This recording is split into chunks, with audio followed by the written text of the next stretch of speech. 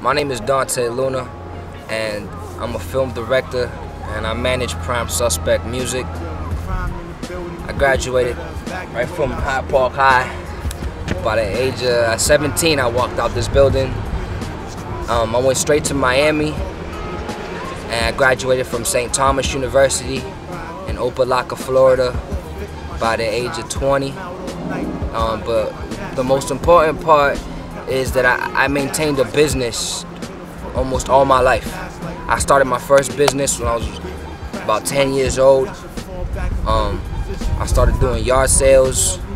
I started going to the neighbors' houses and collecting stuff from the basements. And I took 2 trash cans, I flipped them upside down, threw some plywood on top. I had a yard sale, and I made 60 bucks my first weekend. And so, like, no matter what was going on in school, I was always making some sort of money. I decided to pursue a career in something I didn't go to school for. I went to school for global studies and philosophy. And not to discredit anything I learned there, I don't think philosophy was meant to be a career path. Philosophy helped me appreciate my work and how my work affects the community and how my work affects the bigger picture. I had dreams and aspirations. I wanted to do film. I really wanted to make movies. But my mother, she was being a scholarly person. She wanted to make sure I got school out the way before I went ahead and risked everything I had on film. So, like, from the youngest age, I thought that was embedded in my brain. Just wrap this up so that this society can say that you have some sort of value. And I just really wanted to produce film. I wanted to make movies. And it wasn't until I met OTO. So he's a rapper. I met him here at Hyde Park High. I met him when I was in 10th grade. He was in 11th. Yeah, it was my sophomore year. He was in 11th grade, and he was just a cool dude I went to school with. He was rhyming in the cafeterias, and he was really good. Like, he was just like a Puerto Rican kid I like to listen to. I went off to college. And at that time, my cousin JD, he was arrested and he was sentenced to 10 years in prison. And I started J&D Productions with him. I started J&D Productions before J&D Productions was a film company. We sold jeans, we sold jerseys, and that was our way of making money. We sold clothes. Like, my first investment, big investment, me and JD went half on like 300 NBA jerseys. Everybody thought it was crazy, but JD's like that only person that was really there with me. And it got to a point where when JD was locked up, the first time I went to go visit him, it was in May of 2006, and he was like, Dante, you might not be able to sell jeans your whole life. You might not be able to sell jerseys your whole life. And for me, I understood what he meant, because I'd buy 300 jerseys, and I'd buy 300 jerseys, and as soon as a player got traded, the value of my jersey went down in half. So it's like I understood exactly where he was coming from. And I got back in touch with O, and I went to go check him out at a concert. It was at a Leeds event. It was the first time I really got to see O work. I seen him on stage, and I saw the crowd that night. That crowd was nuts. Like, the whole crowd was like stuck in one big patch, like a Patriots parade, and it was just jumping up and down. I'm on the side watching it. And I got to see the Foundation movement perform that first night, and it was like, this is like, I knew then that my dream was possible. Like, I really feel that I could take my film anywhere I wanted. After seeing O perform, and it was like, that same night, me and O got together, and we had one conversation that changed the rest of my life. We had one conversation about working together, and I went back to Miami because at the time I was still in college. I was after my first year of college. That second year, I bumped into a lady by the name of Marcela Moyano. She's a professor, a communications professor in my school. And mind you, I went to school for global studies. I went to school for philosophy. I didn't go to school for communication, or I didn't go to school for, that wasn't my intentions. But I saw her editing footage or figuring out some editing software in this classroom, and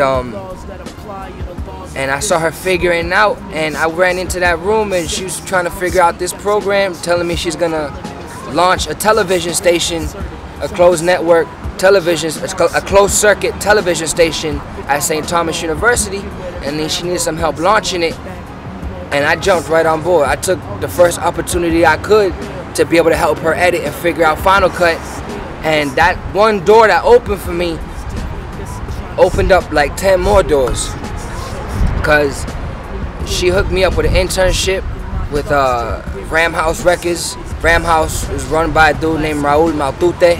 At the time, she linked me in with a dude named Joseph. Joseph was the marketing director at Ram House, and Joseph took me in under his wing. Joseph and Raul took me in under their wing, and I was a college marketing director for them. I started off interning as a college marketing director. By the time I was out the door, I was doing that, plus I had a camera in my hand. I filmed like a record release party from Milton Cortez, and it was like that was the first time someone really got me going with film. So all the music business experience I got was mostly in part to Raul. I felt like my whole life growing up, I've always made a habit of asking questions.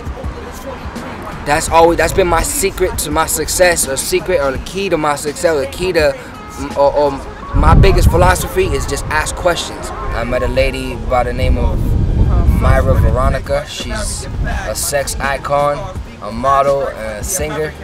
Myra has been my big sister, been my mentor for the past 2 or 3 years. She's been my secret weapon. Myra was the first person to hear out my crazy ideas when it was about music. This is after I met O. This is after, before my first music video, before I filmed my first music video. She was there at the beginning, at the very beginning. She was my mentor in the entertainment, my first mentor in the entertainment business. And when I had the job at the record label, when I was working from Ram House, you know, she was helping me play chess. She was like, D, this is what you gotta do. D, this is how you work at the label. D, this is how you approach meetings. And it helped me be a lot more aggressive when I needed to be. It helped me be a lot more passive when I needed to be, because you can't be aggressive every time on everything. I met Lala Nicole Rivera through Princess.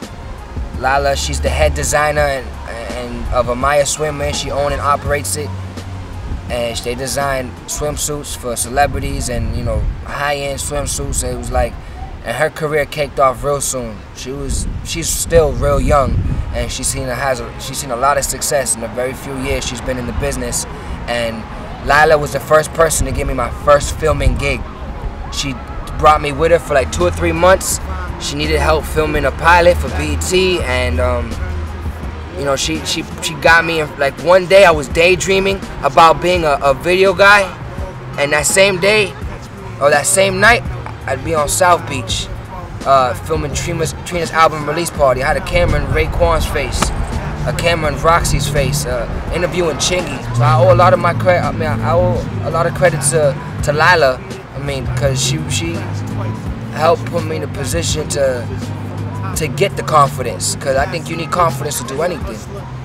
You need confidence in whatever, however you approach your work, and however you approach anything you do in life. And you can have all the right ideas, you can have the best philosophy and the best language in articulating that philosophy, but if you don't have the actual experience, then whatever it is that you're trying to learn, it won't stick. So Lila created the best opportunity for me to learn. I know now that it's not just about me, but it's about how my job and the work I do affects the world. So my game plan with my show is to introduce you, or to reintroduce you to a few people, and examine their careers. You'll take a look at, you know, how they got there, which is the part that interests me the most, how they got there. Because a lot of people, they have ideas and they have dreams and they have aspirations, but they just don't know how to go about doing it. And I also want to talk about the work ethic. I want to take a look at the work ethic and see, you know, what type of grind it takes to be able to be to be stable in that career. tough talk for the herbs. Yo, this here is the words of real gods. Y'all worms to our earth. Hey yo, keep your bitch, I don't need her. Cause that there was a bird, man, keep it moving. I got plenty to serve.